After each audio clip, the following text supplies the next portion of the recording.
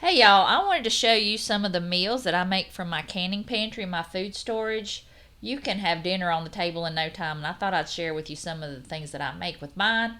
And this was some home canned beef patties that didn't seal, so I went ahead and put them in the fridge. So now I'm going to make it for dinner, and I'm going to take some of that fat out. You can't get it all out, but it comes out really easy. So I'm just going to take the fat out of the jar, and I also have some onions here that I'm sauteing in some avocado oil, and I'm going to cook those for a little bit. And I'm using my packet of turkey gravy, and I'm also going to use some mushrooms that I dehydrated. So this is almost 100% from my canning pantry. Everything comes out of there and not out of the freezer or the refrigerator. So I'm going to dump all the patties into the gravy. It's already got a little bit of a gravy already in there, so it'll just make it even better. So I already have these patties. They're already cooked. They've been canned, so all I have to do is heat them up in this delicious gravy. And y'all, this was so good. And this was the first time I ever canned these patties, so I am excited to make more because these are going to be a time saver in the kitchen. And I got another jar of beets that I'm going to use. I'm going to put them in the bowl and put them in the freezer so I can get them nice and cold before we eat dinner. And I'm also going to open up a can of corn that I got, a small can, so it'll be just enough for Doug and I. And this is good. This looks so good, y'all. And I made a packet of instant mashed potatoes and just water and a can of corn. And that's what we have for dinner tonight. And it took me maybe 15 minutes to put this whole dinner together completely from my food storage. And this was delicious. I'll definitely share that recipe with you for the beef. And this tonight we're going to have some barbecue. I've got some barbecue canned in barbecue sauce using the Ball Blue Book recipe. I've also cut up some potatoes here that I'm going to put in my air fryer because my stove is still not working because somebody hit a pole across the road from us, so we're getting that fixed soon, I hope. Got my hamburger buns and some coleslaw. I always add salt, pepper, sugar, and salt to mine, and a little dash of vinegar. Okay, I'm just going to get the slaw mixed up, and I'll put it in the refrigerator. And I'm going to open up this jar of barbecue. This barbecue recipe is so good. It's from the Ball Blue Book, and it's perfect for just me and Doug. And I just dump it in the pot, and I always shred it up with my fork. It really comes apart really easy. Just there's a little bit of fat in there, but you know how Boston butt is. It's always going to have a little bit of fat when you have to cut it up for your recipe. And I'll just let that hang out.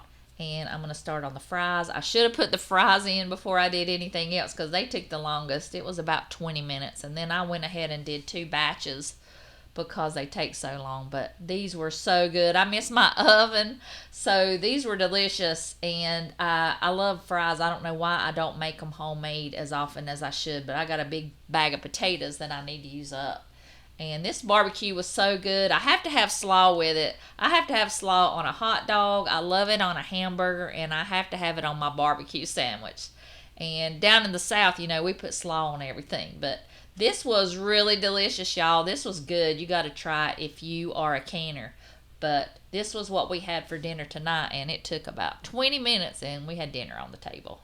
On this next one, it was kind of an experiment that went kind of right and kind of wrong.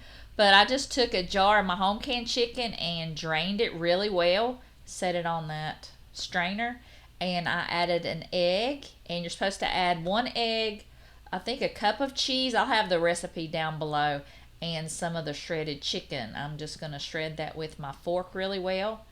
And this worked really good for one thing and not another. I'll explain in a minute. But I just added the cheese. I don't think I added quite enough cheese. I was just shredding it and putting it in there. So I probably didn't have enough. But this was really good when I made the patty.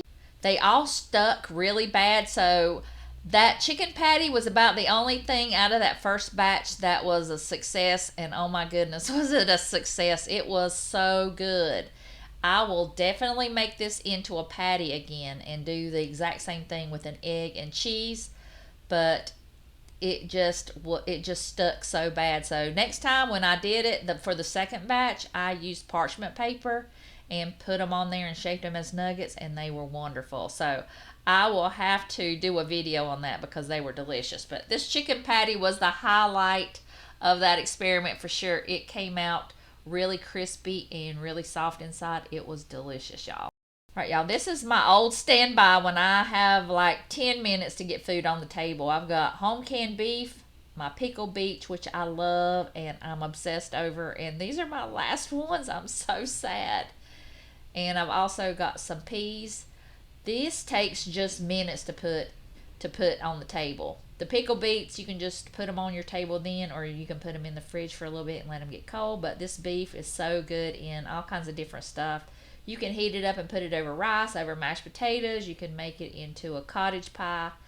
Just a lot of things you can do. You can make it with potatoes and carrots. I even put it in vegetable soup. It is just one of the best things that you can have on your shelf besides home canned chicken. I just emptied the jar in my pan. I'm going to heat it up. You can leave it in bite-sized pieces or you can shred it up with your fork, however you want to use it in your recipe. But I just topped mine with some rice and it was delicious. 5 minutes and this whole meal was done. All I had to do was wait for the rice. I mean, that's the ultimate fast food, and this is so much better for you than what you can get in any fast food restaurant. So I hope y'all enjoyed it. And let me know what you do when you need to get dinner on the table really quick. So I hope y'all enjoyed it. I hope y'all have a wonderful week, and I'll see y'all in the next one.